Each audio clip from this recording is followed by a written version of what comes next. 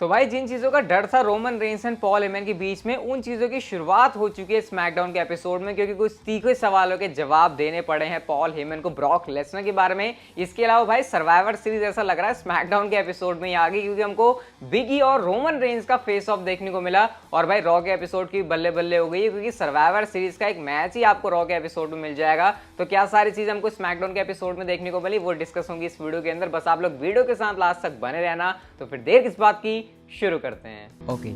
Hello chatters, my name is Rohit and you are watching Wrestle Chatter. सबसे पहले guys हमको SmackDown की जो शो की स्टार्टिंग है वो देखने को मिलती है रोमन रेंस एंड कंपनी के साथ, जहां पर रोमन रेंस के साथ ऊसोस होते हैं, पॉल हेमन होते हैं, ये सारे के सारे जो है रिंग में एंटर करते हैं। वैसे अगर आपको बता दूं इस समय मैं जो है अपने घर पर नहीं हूँ, होटल रूम से हूँ, तो अभी आपको जो है थोड़े टाइम तक जो सेटअप है वो थोड़ा चेंज देखने को मिलेगा। हाँ, व्लॉग्स बहुत जल्दी आ जाएंगे, प्रॉब्ली आज अभी 1-2 घंटे के बाद ही आपको व्लॉग चैनल पर व्लॉग देखने को मिल जाएगा, तो वो भी बड़ा इंटरेस्टिंग है। उसको जाकर भी आप लोग रोहित पंच चैनल से देख सकते हो। खैर लिंक आपको डिस्क्रिप्शन में मिल ही जाएगा। खैर अगर हम स्मैकडाउन के शो की बात करें तो यहाँ पर सबसे पहले नॉक्सविल के अंदर स्मैकडाउन हो रही थी, तो यहाँ पर रोमन रेंस कहते हैं कि भाई मुझे एक्नॉलेज करो, जिस पर जो क्राउड है वो बू कर रहा होता है। और बू करने के साथ साथ रोमन रेंस कहते हैं पॉल हेमन से कि भाई जरा इस क्राउड को बताओ, कि एजुकेट करो कि कैसे एक्नॉलेज किया जाता है यहाँ पर जो स्मैकडाउन का क्राउड है उसको। तो यहाँ पर पॉल हेमन बताते हैं कि भाई रोमन रेंस की प्रेजेंस को तुम फील करो, और वो यहाँ पर बताते हैं कि कैसे रोमन रेंस से हर कोई बंदा डरता है, फिर चाहे वो फिन बैलर हो, फिर चाहे वो ब्रॉक लेसनर हो। कैसे फिन बैलर को अपने डीमन वाले गिमिक को लेकर आना पड़ा रोमन रेंस से लड़ने के लिए। इसके अलावा यहाँ पर ब्रॉक लेसनर के बारे में बात कर रहे होते कि उन्होंने 20 सालों के अंदर ब्रॉक लेसनर के करियर के अंदर ब्रॉक लेसनर को कभी भी डर में नहीं देखा, चाहे वो ब्रॉक्टागॉन के अंदर हो, मतलब वो ऑक्टागॉन यानी कि यूएफसी एमएमए करियर की बात कर रहे होते हैं, लेकिन उन्होंने रोमन रेंस के सामने देखा जब मेडिसन स्क्वायर गार्डन के अंदर ब्रॉक लेसनर की आंखों में डर था। अब ऐसा कहते कहते ही यहाँ पर एंट्री होती है बिगी की, और गाइस बिगी का जब थीम सॉन्ग प्ले होता है तो क्राउड ने यहाँ पर सबसे पहले तो काफी तगड़ा रिएक्शन दिया बिगी को, जो देखकर काफी अच्छा लगा। इसके बाद जो है वो सीधा रोमन रेंस के सामने खड़े हो जाते हैं, और रोमन रेंस उसके बाद अपनी चौड़ दिखाता है कि भाई तू मेरे सामने क्या, तू भली होगा डब्ल्यूडब्ल्यूई चैंपियन, लेकिन मैं भी यूनिवर्सल चैंपियन हूँ। और बिगी भी यहाँ पर डब्ल्यूडब्ल्यूई चैंपियनशिप के साथ जो है फ्लेक्स कर रहे होते हैं। तो यहाँ पर हमको थोड़ा सा हिंट मिल रहा था कि अब क्या हो सकता है, क्या डब्ल्यूडब्ल्यूई करने वाली है। इस मूवमेंट को देखने में काफी मजा आया, क्योंकि भाई जब दोनों ही सबसे बड़े चैंपियन सामने सामने खड़े होते हैं तो भाई सीन तो यहाँ पर काफी अच्छा बनता ही है। उसके बाद फिन बैलर का थीम सॉन्ग प्ले होता है, कमर्शियल आता है, कमर्शियल जाता है, और उसके बाद गाइस हमको टैग टीम मैच देखने को मिलता है, जो कि होता है the Usos versus Big E and Finn Balor के बीच में। और भाई स्मैकडाउन का जो आज का क्राउड था ना वो काफी ज्यादा अच्छा था, काफी ज्यादा एनर्जेटिक था। इस मैच के अंदर जो है क्राउड ने काफी ज्यादा एनर्जी डाली हुई थी, और एंडिंग में तो भाई मजा ही आ गया जब सेम टाइम पर बिग एंडिंग और आपको कूडी ग्रास एक साथ देखने को मिल जाएगा। भाई ऐसा लग रहा था दोनों के बीच इतनी तगड़ी केमिस्ट्री कि सालों से दोनों बंदे एक टाइम पर ही अपना फिनिशर लगाने के इस मूव को परफॉर्म कर रहे हो। दोनों बंदों ने एक एक ऊसो को पकड़ा और अपना फिनिशर जो है लगा दिया। ऑब्वियसली इस मैच की एंडिंग ऐसी होनी थी कि यहाँ पर भाई हार ही नहीं सकते थे। बिगी एक चैलेंजर है, एक चैंपियन है, तो ऑब्वियसली यहाँ पर बिगी एंड जो फिन बैलर की टीम है वो इसको जीत जाती है। तो ये इनके लिए जो है काफी बड़ी विक्ट्री थी, लेकिन ये विक्ट्री जो है थोड़ी सी खतरनाक भी साबित हो जाती है। अभी कैसे होती है उसके बारे में आगे बात करेंगे। लेकिन गाइस इसके बाद हमको बैकस्टेज एक सेगमेंट देखने को मिलता है Roman Reigns and Paul Heyman का, जहां पर रोमन रेंस कह रहे होते हैं कि भाई जरा खुल के बात करते हैं इसके बारे में, चीजों के बारे में जो चल रही हैं। और वो यहाँ पर बोल रहे होते हैं कि भाई क्या तुमको सच में क्या चल रहा है ब्रॉक लेसनर तुम्हारे बीच में समर स्लैम के बारे में, क्या तुमको चीजें पता थी। वो यहाँ पर इस बारे में सवाल पूछ रहे होते हैं। पॉल हेमन कहते हैं भाई मैं सही बता रहा हूँ, मुझे कुछ नहीं पता था कि ब्रॉक लेसनर आने वाला है, और ब्रॉक लेसनर क्यों तुमसे डरता है मैं क्यों कह रहा हूँ, इसीलिए क्योंकि वो यहाँ पर ये सारा जाल बुन रहा है कि कैसे वो जानबूझ के फॉल्स नैरेटिव क्रिएट करना चाहता है कि मुझे ये बात पता थी कि ब्रॉक लेसनर समर स्लैम के अंदर आने वाला है, जबकि वो ये बात इसलिए बोल रहा है क्योंकि वो तुमसे डरता है। मतलब पॉल हेमन यहाँ पर ये कहना चाह रहे हैं कि फॉल्स ऐसे एलिगेशंस मेरे ऊपर इसलिए लगाए जा रहे हैं ताकि चीजों को तोड़ मरोड़ के ब्रॉक लेसनर पेश करे, क्योंकि एक्चुअल में वो तुमसे डरता है। अब रोमन रेंस कहते हैं अच्छा अगर ऐसा है तो क्या एक्सट्रीम रूल्स के अंदर ब्रॉक लेसनर आएगा। अब ये जब सवाल पूछा जाता है तो पॉल हेमन का इसके पास कोई जवाब नहीं होता है। तो यहाँ पर रोमन रेंस से कहते हैं भाई मैंने तुमको रखा ही इसलिए ताकि तुम एडवांस में मेरे पास चीजें लेकर आ सको। तो यहाँ पर इनके बीच अब जो टेंशन है ना वो क्रिएट होना शुरू हो चुकी है, जो हम लोग देख रहे हैं पिछले हफ्तों से चली आ रही है और ये बढ़ती चली जा रही है। अब पता नहीं Roman Reigns and Paul Heyman के बीच में होने के वाला है, लेकिन डेफिनेटली ब्रॉक लेसनर ने आके यहाँ पर आग में घी तो डाल दिया, काफी तगड़ा सा छौंका वगैरह मार दिया है। अब मैच आपको पता है क्राउन जूल के लिए ऑफिशियल हो गया, तो डेफिनेटली इनके बीच जो थिंग्स हैं वो आने वाले टाइम में बहुत ज़्यादा इंटरेस्टिंग होने वाली हैं। इसके बाद गाइस हमको अगला मैच देखने को मिलता है रिक बुक्स वर्सेस रॉबर्ट रूड के बीच में। और भाई रिक बुक्स को पुश मिलने लगा है, पता नहीं किस वजह से, इंटरकॉन्टिनेंटल चैंपियन उनके साथ है, फिर जो भी रीजन है वो यहाँ पर इस मैच को जीत चुके हैं अपना बुक्स क्रूज लगा के। लेकिन मैच खत्म होने के बाद यहाँ पर जो है अटैक हो जाता है उन पर कमांडर अजीज और अपोलो क्रूज की तरफ से, और अपोलो क्रूज ने यहाँ पर जो है चैंपियनशिप के लिए चैलेंज भी कर दिया है शिंजुके नाकामोरा को, और नेक्स्ट वीक के लिए इनका जो मैच है वो ऑफिशियल भी हो गया है इंटरकॉन्टिनेंटल चैंपियनशिप के लिए। तो लेट्स सी आगे जो सीन है वो इनके बीच किस तरीके से चलता है। इसके बाद केविन ओवंस वर्सेस कॉर्बिन के बीच मैच होना था, लेकिन इससे पहले कि मैच स्टार्ट होता केविन ओवंस के ऊपर जो हैप्पी कॉर्बिन है उन्होंने आकर अटैक कर दिया। तो ये मैच कभी स्टार्ट ही नहीं होता है। हैप्पी कॉर्बिन वैसे तो हैप्पी हैं, लेकिन जिस तरीके से वो अटैक कर रहे हैं केविन ओवंस के ऊपर, हैप्पी वो बस शकल से ही लगते हैं, अंदर से तो ऐसा लग रहा है, मुझे लग रहा था इस गिमिक के साथ WWE कुछ इंटरेस्टिंग कर सकती है, लेकिन वही लग रहा है कि भाई गाड़ी जो है वो चलते चलते इसके टायर पंक्चर हो गए हैं और शायद यहाँ पर भी कहानी कुछ इंटरेस्टिंग है, फिर अच्छा सीन बनता हुआ मुझे पर्सनली कुछ नहीं लग रहा।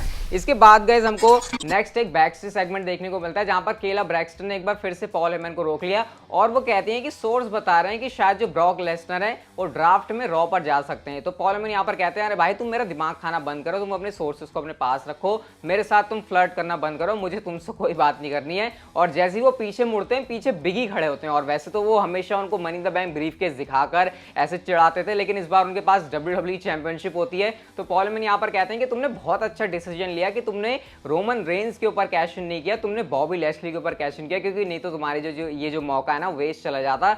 यहाँ पर बिगी कहते हैं कि अच्छा अगर रोमन रेंस से मैच करने की बात है तो वो तो हम सर्वाइवर सीरीज के अंदर भी देख लेंगे, या क्या पता अगर तब तक रोमन रेंस चैंपियनशिप अपने पास होल्ड ना करे तो ब्रॉक लेसनर से भी मैच हो सकता है या फिर बैलर से भी हो सकता है। और इतने में यहाँ पर जो ऊसोज है उन्होंने आकर अटैक कर दिया बिगी के ऊपर बुरी तरीके से। इसके बाद रोमन रेंस भी यहाँ पर आते हैं जो कि सिर्फ बिगी को देखते हैं कि भैया कैसे पड़ा हुआ है। और गाइज जैसे मैंने आपको बताया था, मैंने आपको काफी दिन पहले बता दिया था कि रोमन रेंस रिटर्न करने वाले हैं रॉ के ऊपर, तो नेक्स्ट वीक का जो रॉ का एपिसोड है गाइज वहां पर सर्वाइवर सीरीज का जो मैच एक्सपेक्ट कर रहे थे new day versus blood line के बीच में, वो WWE ने रॉ के एपिसोड के लिए ऑफिशियल कर दिया, और ये मैच आपको देखने को मिलेगा मंडे नाइट रॉ के एपिसोड में, new day versus blood line. तो रॉ के एपिसोड की रेटिंग्स उछालने के लिए शायद WWE ने इस वाली ट्रिक को यूज किया, तो ये बड़ा मैच रॉ के लिए WWE ने कर दिया है ऑफिशियल। तो अब रॉ के लिए आपकी जो एक्साइटमेंट है वो शायद ज्यादा हो सकती है, और ऑब्वियसली शायद ये मैच आपको मेन इवेंट के अंदर ही देखने को मिलेगा।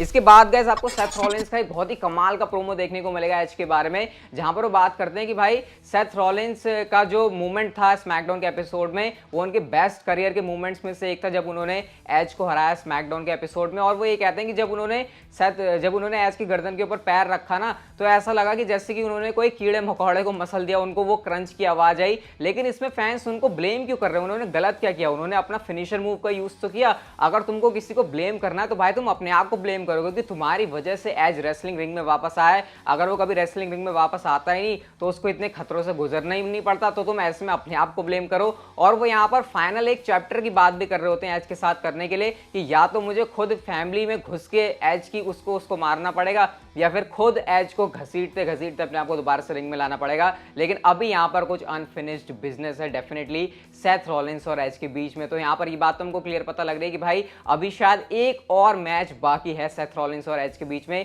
जिस तरीके से आज सेथ रॉलिंस का प्रोमो था, और भाई जो डिलीवरी थी ना सेथ रॉलिंस के प्रोमो की, डेफिनेटली वो काफी कमाल की थी। और मैं आपको रिकमेंड करूंगा कि स्मैकडाउन में आप कुछ और चीज देखो या ना देखो, लेकिन ये सेथ रॉलिंस का प्रोमो जरूर देखना, क्योंकि इसको देखने में आपको डेफिनेटली काफी ज्यादा मजा आ सकता है। इसके बाद गाइस आपको मैच देखने को मिलता है वेगा एंड कार्मेला वर्सेस, इसके यहाँ पर अगेंस्ट में होती है टोनी स्टॉर्म और लिव मॉर्गन। भाई कार्मेला की चिल्लाने की आवाज मेरे से बिल्कुल नहीं झेली जाती। काउंट आउट के सारे से इस मैच का रिजल्ट निकलता है, और बस इस तरीके से अब जो है इनके बीच ऐसी है भाई विमेंस डिवीजन के अंदर, तो आपको पता है गाड़ी जो है वो किस तरीके से चल रही है। इसके अलावा फिन बैलर की तरफ से प्रोमो भी देखने को मिलता है, जहां पर वो अपने डीमन वाले अवतार की बात कर रहे होते हैं कि कैसे उनका जो इनर डीमन है वो कैसे जागता है। और भाई वो ट्रांसफॉर्मेशन काफी बढ़िया लगा जब प्रोमो कट करते ही वो जो नॉर्मल बैलर है ना वो डीमन बैलर में बदल जाता है। तो मतलब ये एक तरीके से डीमन बैलर के बारे में थोड़ा सा इंट्रोडक्शन था। मेरे को वैसे एक्सपेक्टेशन थी कि डीमन बैलर भी देखने को मिलेंगे, लेकिन खैर आज फिन बैलर से काम चलाना पड़ेगा। वैसे अभी एक्सट्रीम रूल से पहले स्मैकडाउन का एपिसोड बाकी है, तो शायद वहां पर आपको डीमन बैलर की प्रेजेंस जो है वो देखने को मिल सकती है। इसके बाद गाइस हमको डोमिनिक और सैमी ज़ेन के बीच एक सिंगल्स मैच देखने को मिलता है, और इस मैच के अंदर वही कहानी चल रही है कि डोमिनिक मिस्टीरियो जीतते नहीं है, और यहाँ पर भी सेम कहानी थी। डोमिनिक मिस्टीरियो इस बार भी हार गए, और रे मिस्टीरियो को ये चीज़ देखकर जो बिल्कुल भी अच्छा नहीं लगता।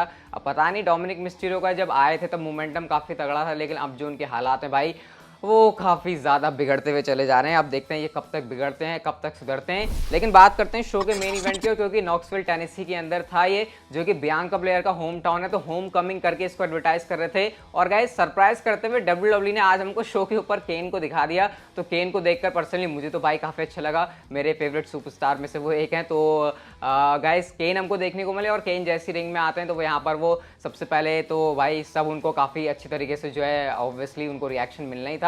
केन अपने थीम सॉन्ग पर आते हैं, थीम म्यूजिक पर आते हैं। उसके बाद जो है बियांका ब्लेयर का इंट्रोडक्शन होता है, और वो कहते हैं कि कैसे उनको अपने घर पर आकर काफ़ी अच्छा लग रहा है। उनकी जो फैमिली वो फ्रंट रो में बैठी होती है, और यहाँ पर बात होती है कि ऐसे एक्सट्रीम रूल्स में वो चैंपियनशिप जीतेंगी, और जब वो नॉक्सविल में दोबारा आएंगी तो वो एज चैंपियन आएंगी। उसके बाद वो यहाँ पर वो सिंग कर रही होती है गाना, लेकिन इतने में बेकी लिंच यहाँ पर आकर उनको इंटरप्ट करती हैं, और वो यहाँ पर कहती हैं कि तुम चैंपियन होगी लेकिन नॉक्सविल की, लेकिन असली जो चैंपियन वो मैं हूँ, क्योंकि मेरे पास चैंपियनशिप है। उसके बाद यहाँ पर आकर वो हैंडशेक ऑफर करती हैं। बियांका ब्लेयर ने हैंडशेक तो किया, लेकिन उसके बाद जो है वो हाथ छोड़ती नहीं है, जिसके बाद शायद यही चीज़ उनके ऊपर भारी पड़ गई। मैन हैंडल उन्हें लगा दिया। इससे पहले हमने ये देखा कि केन ने जो है नॉक्स काउंटी की जो की है वो भी दी होती है बियांका ब्लेयर को। पर्सनली मुझे सही बताऊं तो ये मेन इवेंट के अंदर सेगमेंट बिल्कुल भी पसंद नहीं आया, क्योंकि नॉक्सविल के लोगों के लिए हो सकता है वहाँ के लाइव क्राउड के लिए ये चीज़ अच्छी हो, लेकिन टेलीविजन पर हम लोग जो देख रहे हैं हमें क्या फर्क पड़ता है भाई किसके होम टाउन में क्या है। मेरे ख्याल से टेलीविजन पर करने के लिए अच्छी नहीं चीज़ थी, लाइव इवेंट के हिसाब से शायद बड़ी चीज़ हो सकती थी।